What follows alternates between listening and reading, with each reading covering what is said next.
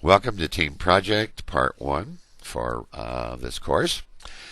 The first part here will be due at the end of week 4, and the second part, which works along in hand with this, as you'll find out, will be due at the end of the course. So you already know who your team is. You've already decided who's playing what role. And hopefully by now you've decided the name of your company and what kind of a company you're going to be. So we're going to get into the management of business and your individual responsibilities now. The general manager is the one who leads the company to attaining those organizational goals. They decide management styles, and they pretty much provide the direction of where the business is going with their vision. Marketing is responsible for promoting both the company and the products that they produce or the service that they provide. And their main function is to increase awareness and gain market share. The finance department, they're responsible for setting up budgets. They're the bean counters, make sure costs are in line. They arrange purchasing of the commodities and products that they need. They finance, so they take care of all the aspects for cost analysis. HR is pretty much responsible for recruiting and selecting personnel, ensuring that training takes place, to make sure that they conform to all the state and federal labor laws, that they provide a good facility with ergonomics, and I misspelled that, I see, pardon me. And then the quality manager, they're responsible to ensure that only quality products are produced and delivered to the customer, and that all their products and services meet good design requirements and are providing the best that they can. There, I fixed ergonomics. Okay, so moving on. Now, these are the jobs of each individual manager. So here's what you're going to do in this project. First of all, in week 4, you're going to pretty much be deciding what you're going to do. So each manager has specific items relative to their position, but the primary theme here is what are you going to do and what things will you put in place to manage your business. And then in the end of the course, it's here that you're going to define what you did in relation to what you said you were going to do, and whether you were successful or had failures and how you reacted. So this is primarily then at the end, we set out to do this, and this is how it turned out. So what you will do as a team is you're going to create this formal project, and since it is a team project, it will be completed and submitted once as a team. I don't care who submits it. Delegate it if you like, but when that's submitted, it's the score for the entire team. There are 2 parts, and both are to be submitted somewhat in the same manner. It's a formal written document, preferably in Microsoft Word, double-spaced, proper margins, 1 inch each way, and each manager will be a separate topic in the paper as you move through it, and properly identifies as to which manager, okay? So part 1 is due February 8th, week 4. And then part 2, the final, will be due March 13th. So you have time to work on it, and it's presented here now for you so you can get started. My advice, don't wait till the last week. All right, so the general manager, you're the leader, the vision, and the direction of your company. You are the role model. You set the example for others to follow and the management style that you want to take place in your organization.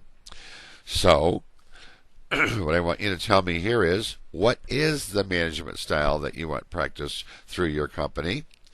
So in other words, all your managers should be on the same page, and this is how we're going to conduct our business. What style is that? Define which one you chose and then tell us why, and also how you're going to ensure that your managers follow this model. Next, you're going to tell us what the purpose and vision of the company is. What are the primary products or services you provide? Who do you feel your customers are? And are you just a domestic company, a national company, or are you a global company? Then you're going to state what it is you hope to accomplish with this business, What do you feel will make your company better than anybody in the same business with you, your competition? And what does your management team have to do to attain that competitive advantage that you're looking for? Next, we're going to move to the marketing manager. What do they do? Well, they're the person who is the promotion person, the expert, the creator of sales interest, getting people to buy your product or service. So first thing you have to know is who or what is your target market? What's your present market share percent? And what percent are you hoping to gain? So let's say right now you only have 12% of the market, but you want 25% of the market, and that's your goal. So now, how will you promote and market your products and service to try to gain that percent? What are the primary features that you have your customers are looking for? What makes you stand out? Now, the next thing I want you to do is create and complete a SWOT analysis for your company. Make sure you have a minimum of 4 items in each category: 4 strengths, 4 weaknesses, and so on. And I want you to create real easy, short boxes. If you're not sure what that looks like, look on the web, in the internet. Anytime you're not sure of something, check the web. SWOT analysis, same thing. Check the web. So do a Google search. I want you to create a marketing department organizational chart showing how many people there are in your department and what grouping they are that works for you, under your control. Next, let's look at the finance manager. Before we start on this, you need to know what you're making, how much you're selling your product for, and how much you think you will sell to create your annual sales. Excuse me. So what you're going to do there, Mr. Gatekeeper, cost monitor, the numbers cruncher, and so on. As a manager who is tasked with ensuring the company is profitable, you have to formulate goals. So the first thing I want you to do is create an Excel spreadsheet graph establishing a forecast of the anticipated or projected sales you're going to have over the next 5 years and your expected profit. Now, pick a figure. Generally, most companies make anywhere between 18 to 23% annual profit. So you take that, let's say you decide 20% profit. The sales you projected to do, take 20% of that sales, and that would be the number that would be your profit. Make sure in your graph you leave room for the actual sales and profit.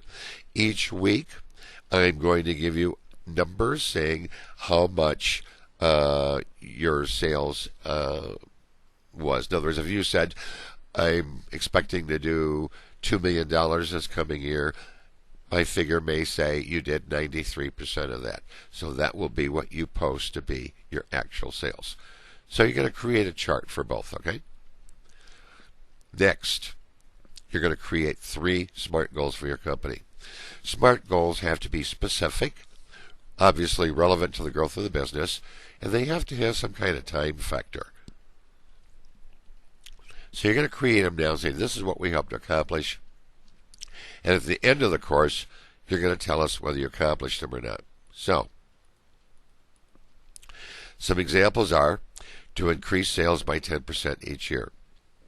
Or, number 2, to increase our profit by 2 to 3% each year. So you have what it is you want to do, specifically what, measurable, yes, you can get the figures at the end and you can measure and compare. And by when? Well, at the end of each year. 2, to reduce scrap and waste by 1% each year. To increase market share 5% annually. It has to be laid out, something that you can do, like what, how can you measure it and compare it, and by when. You can't say to gain more customers next year. That's not a specific. How many? If you gain 1 customer, that's more customers, right? And then I also want you to quickly make a finance department organizational chart showing how many people there are in your department. Okay. Next, human resources. You are the people skills person. You do the hiring, the training, and the motivating, the retaining, and you're also responsible for the compensation packages. So you have a very important job. All right, so do you need to recruit anyone within your company that has to have special skills? If you're creating an IT department, you're going to need to hire some skillful IT people who understand how to set up a network, so on. Also, is your company union or non-union? Want you to tell us which one and why you figure it is that way. What's your compensation package, both for regular hourly employees and for management and for skilled people if you have some? Pay, vacation, benefits that you'll provide, etc. Will you provide flex time, work from home, timeshare, or any of those other work environment ideas? You'll be learning about that in the chapters too. So, define how you're going to handle conflict and define your method of handling troubled employees. Define how you will also introduce teamwork techniques into your organization and create a company organizational chart illustrating the general manager at the top and then just each of the main departments within the company, but add the names to them, okay? Quality manager, the last one, but not the least important. You are the quality sheriff. You're responsible for quality products and services. You have the responsibility and authority to ensure that only quality products are produced and delivered to your customer, and that your customer service is the best in the industry, with whatever way you decide to do it. But you have to figure out one. So define which method you're going to use for quality control. Are you going to use Six Sigma, Total Quality Management, Toyota Production System, ISO 9000? Whatever you like, you're going to explain why you chose that method. Then, what you need to know is all organizations do have quality problems. Poor service, defective products, all those things add up to running a business. Nothing is perfect. So, figure out what could go wrong with your product and define it for us and say, this is what our company problem or defect is. Define how you're going to use teamwork to identify and solve that by getting to the root cause and thus reducing defects and improving quality in your company.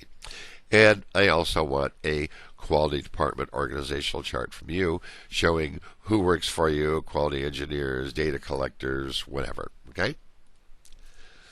So, again, it's a two-part team project. First, design your job information. Use your textbook, Google, the internet, so forth to determine how to best answer and describe your position requirements. And then, at the end of the course, is the second part, your analysis. Here's where you're going to get really creative and illustrate your success and failures, as well as any information pertinent to the operations within your company to answer the questions I'm going to ask you in part 2. Now, keep in mind, nothing is perfect in any company. So don't say, yes, we reached all our goals. Yes, we were successful. Everything was wonderful, and we lived in Wonderland. Be legally legitimate. So, any questions, please let me know. I apologize for my cold. Great weather we're having, right? Be sure to carefully plan your information on this first part, because in the end, you're going to detail the results and describe whether your plans worked out or didn't work. If you have any questions, write me at frank@ferrisfa.com. And so, for now, folks, that's all. Have a great week. Start on this project now. Please don't wait till week 4, the last couple of days, to do it. Start working as a group now.